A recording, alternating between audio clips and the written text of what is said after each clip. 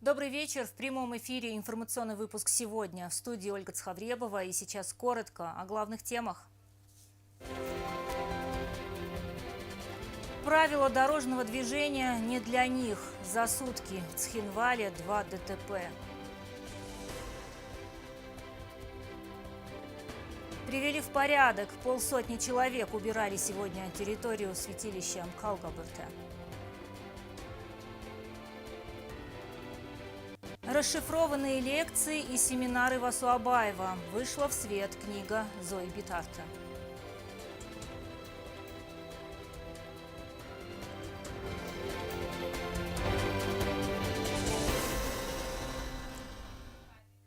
Сегодня состоялась рабочая встреча президента Алана Гаглоева с председателем правительства Константином Джусоевым. Во встрече также принял участие министр строительства, архитектуры и ЖКХ Заур Чочьев.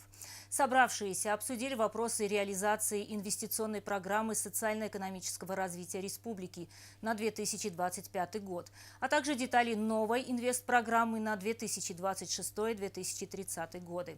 Говорили и о деталях строительства и реконструкции дорожной сети, жилого фонда и объектов социальной сферы. И сегодня же в администрации президента состоялась встреча Алана Гаглоева с фракцией политической партии НХАС в парламенте. Во встрече также приняли участие председатель парламента Алан Маргиев и руководитель администрации президента Алан Алборов. Они обсудили актуальные вопросы социально-экономического развития республики и текущей законодательной деятельности. Говорили также о законопроектах, которые находятся на рассмотрении, и инициативах президента и депутатов, которые направлены на улучшение правовой базы. Алан Гаглоев подчеркнул, очень важно вести прямой диалог с депутатским корпусом. Это поможет оперативно решать возникающие вопросы. Продолжаем наш выпуск. Убрали сухие ветки, заросли и листья. Сегодня президент республики Алан Гаглоев и сотрудники силовых структур привели в порядок территорию святилища Мкалгабырте, которая находится в ущелье Джер. Такие акции уже стали доброй традицией. В республике регулярно приводятся в порядок и другие святилища. Это долг каждого из нас, считают участники сегодняшнего мероприятия. По поручению президента Алана Гаглоева в Южной Осетии продолжаются работы по очистке и благоустройству древних святилищ, храмов, объектов культурного наследия. Сотрудники силовых структур, всего порядка 50 человек, сегодня приступили к очистке территории древнего святилища Мкалгабырте в ущелье Джер. Глава государства присоединился к процессу и наравне со всеми активно участвовал в очистке территории.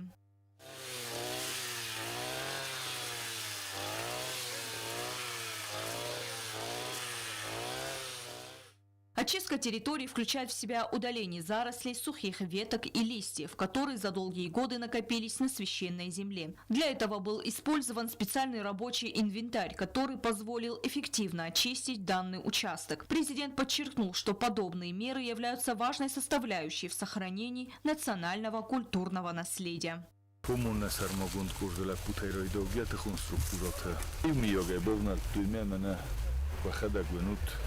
رسول جینات سارستوی نسخدگای کتوی جواری خدک در رازندی من بوندت جگن نتنگرابون جوار کیوی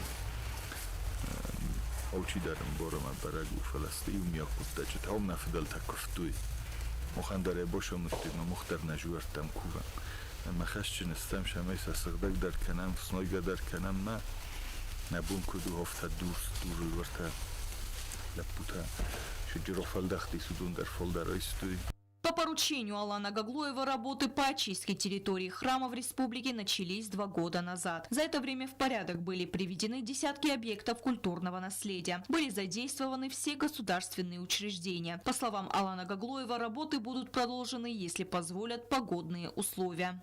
من اول جگر بالا و خورزای موش قطع داشت در نوج فتح چند در کنج استموش نخواست در ننودیس دکای من مگس کنه کستر تنچه بیتون افدیش چستم ما مخنشون تصاوی مخصارا چستم سلام کستر تندر شمی هاشق قده نخیستر تنم شرادت دوی مخل ملا و ما مخل ماسک یا فله داشت در نکستر فلتر و نوی و نمی آبون نکندونیل شو تشر میرستون آدم من آل خود در یتخ و دیس Захушов Макурды, Савостер Джимама Назаттан Нашварта. Глава государства поблагодарил сотрудников силовых структур за проявленную сплоченность и единство. Тандема Штрбузнак Загани Ульдар Маначидарик Тарасадевша структуротам Изберкуд Ирунлеп Ударкуд Президент Даркуд Она Ушов Сымартайсаю Холохоптар Ганенверф Ямана Бенотуку Вэмбойдена Тошакоттаджи Там Хадагачеген Кодекан Патферчок Охам Кодима Охостан Маройдеттом Одихтасакуттом Тенгрос Кодеу Тенг Охштиок Коттогу Мел Тоштардер Ушакодильшавджистам Ушакоттаджи Торожист. Древнее святилище Мкалгабарта находится близ одного из самых почитаемых священных святилищ Джер. По информации местных жителей, оно было построено примерно в XIV-XV веке. За сотни лет оно потихоньку разрушилось. Несмотря на это, верующие приходят на священные земли и возносят молитвы. Стелла Бязарова, Алим Бетеев, Давид Туаев, Оксана Татаева. Информационный выпуск сегодня. Сотрудники правоохранительных органов не перестают напоминать гражданам республики о необходимости соблюдения правил дорожного движения. Однако многие водители и пешеходы игнорируют элементарные нормы поведения на дорогах. И это все чаще приводит к дорожно-транспортным происшествиям, в том числе с пострадавшими и погибшими. Тему продолжит Анжела Кукоева. Два дорожно-транспортных происшествия произошли в течение суток в Цхинвале. Сегодня утром примерно в 8 часов на перекрестке улиц Героев Тоболова столкнулись несколько автомобилей. Предварительно водитель автомашины БМВ проехал на красный сигнал светофора и допустил столкновение с автомашинами Nissan Dualis и Mercedes-Benz. В результате аварии 3 человек доставлены в РММЦ с различными телесными повреждениями. Устанавливаются обстоятельства ДТП. По данным правоохранительных органов, в большинстве случаев аварии происходят из-за нарушения правил дорожного движения водителями, находящихся в состоянии алкогольного опьянения.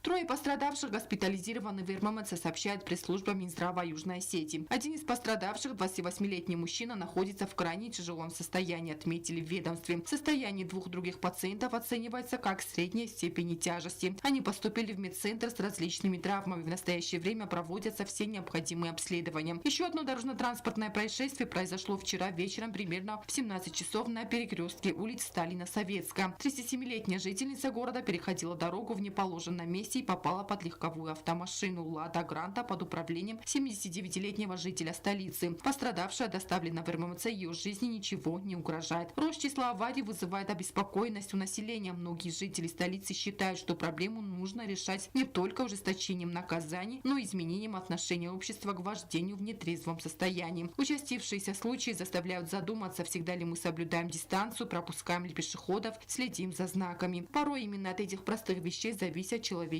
жизни.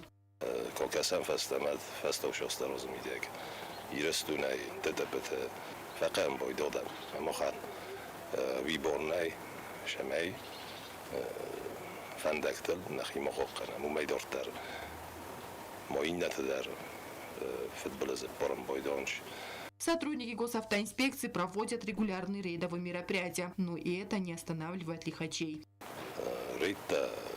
Ожим бойда, жуар бунтакве qoqqanam, shamay mosh futbolzircha. Fala odam saxatdak kunna botoqsuy yum yogay mohima yuma. Shamay irastuna wazdonjinot va fandak talaf sarmjinot. Otrugul ko'z bodam, tarqama ushif sarmjinot karajia. Сотрудники правоохранительных органов еще раз призывают граждан быть осторожными и не игнорировать правила дорожного движения. Госавтоинспекция призывает помнить, что ваша безопасность и безопасность окружающих в ваших руках. Анжела Кукоева, Регина Черткоева, Аида Кочева. Информационный выпуск сегодня. Древнеиранские языки и тексты по аудиозаписям 1982-84 годов. Уникальный труд профессора Зои Битарты вышел в свет. Ученый работала над книгой долгие годы. В издании собраны расшифрованные лекции и семинары, которые Васу Абаев проводил в Институте языкознания. Презентация прошла в Северо-Осетинской национальной научной библиотеке. Наш корреспондент Эльвира Тибилова продолжит.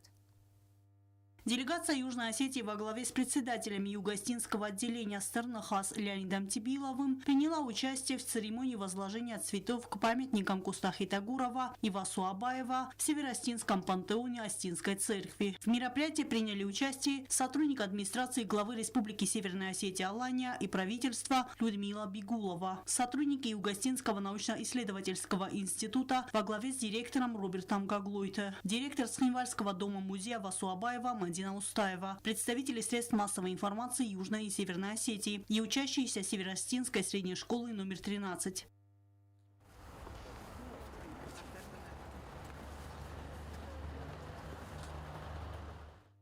Возложение было приурочено к презентации книги профессора Зои Битарте «Древнеиранские языки и тексты по аудиозаписям 1982-1984 годов» в рамках юбилейных мероприятий празднования 125-летия со дня рождения Васу Абаева. К книге также прилагается аудиоприложение с записями лекций и семинаров Абаева. В издание вошли материалы расшифрованных аудиозаписей лекционно-семинарских занятий, посвященные авестийскому и древнеперсидскому языкам, который Васу Абаев читал в Институте языкознания более 30 лет. Уникальность представленного труда в том, что Василий Иванович Абаев никогда не фиксировал подобные лекции письменно, отметила автор Зоя Битарте.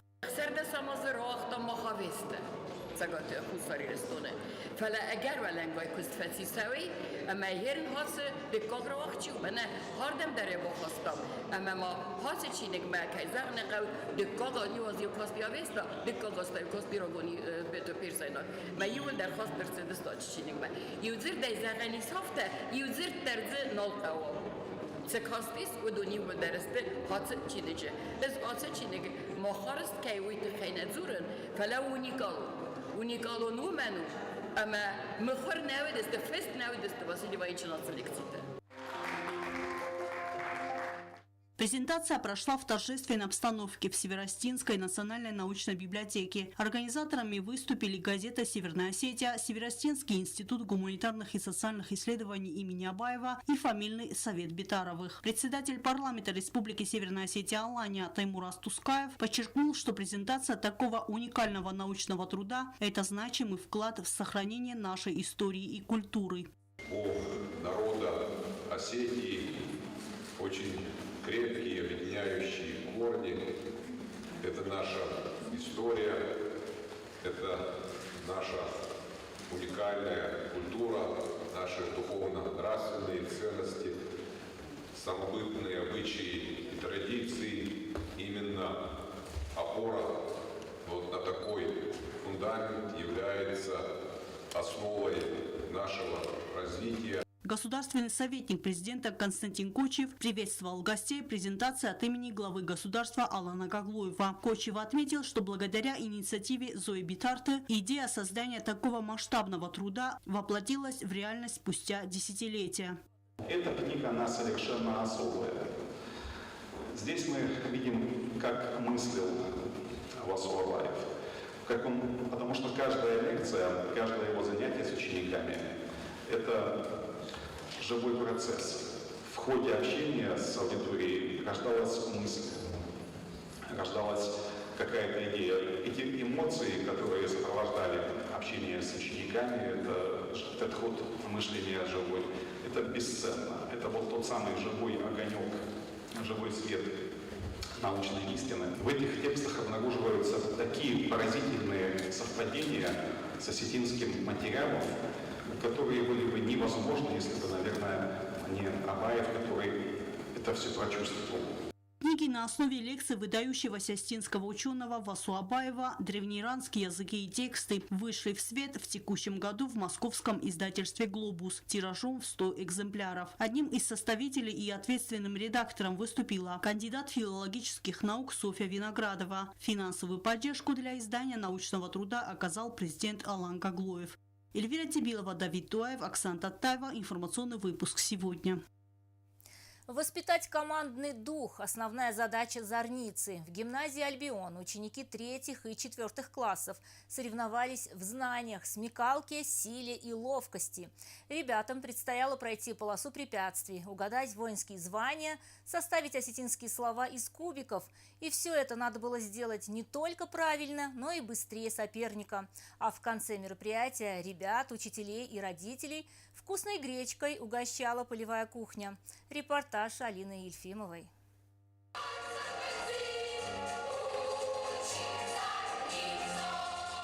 Четко и слаженно школьные отряды выстроились в торжественную линейку. Традиционная военно-спортивная игра «Зорница» прошла в гимназии «Альбион». Праздник силы, ловкости и командного духа. Она началась под гимн Республики Южная Осетия. Дети стояли в строю и с гордостью подпевали каждому слову. Участниками спортивно-военного мероприятия стали ученики 2-х, 3-х и 4-х классов. Ребятам предстояло продемонстрировать не только физическую подготовку, но и интеллект и сплоченность. Каждый шаг, каждый поворот под пристальным вниманием членов жюри.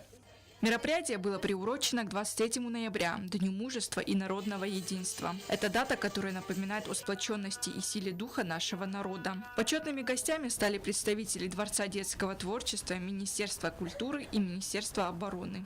За ходом соревнований с волнением и гордостью наблюдали педагоги и родители, которые пришли поддержать детей. Как отметила художественный руководитель гимназии «Альбион» Екатерина Джабиева, «Зорница» – это не просто соревнование, а важный элемент воспитания дисциплины и командного духа. Вот такая маленькая зорничка для начальной школы, которая посвящена 23 ноября, Дню единства. А подведение итогов у нас будет 3 декабря, это День неизвестного солдата. Это очень хорошо, это воспитывает детей, это дисциплинирует их. Они очень много уже узнали о войне, Великой Отечественной войне, 41-45 год. Она также подчеркнула, что дети готовились к мероприятию с большой радостью и рвением. Дети очень активно принимают участие, они с достоинством приняли это предложение. После уроков оставались, шагали, во время перемены они шагали. Им понравилось, я надеюсь, что в дальнейшем это мы продолжим, и у нас будет каждый год в начальной школе. Юноармейцы поддержали ребят и придали мероприятию особую атмосферу патриотизма. После построения к испытаниям приступили юные медики, а также знатоки воинских званий. Показали не только ловкость, но и знания. Итог игры очевиден. Кто бы ни стал победителем, главный приз – радость от общения, дух товарищества и незабываемые эмоции, которые получат абсолютно все участники праздника. Алина Ельфимова, Алим Бетеев, Фатима Кумаритова. Информационный выпуск сегодня. А сейчас узнаем, какая погода будет завтра.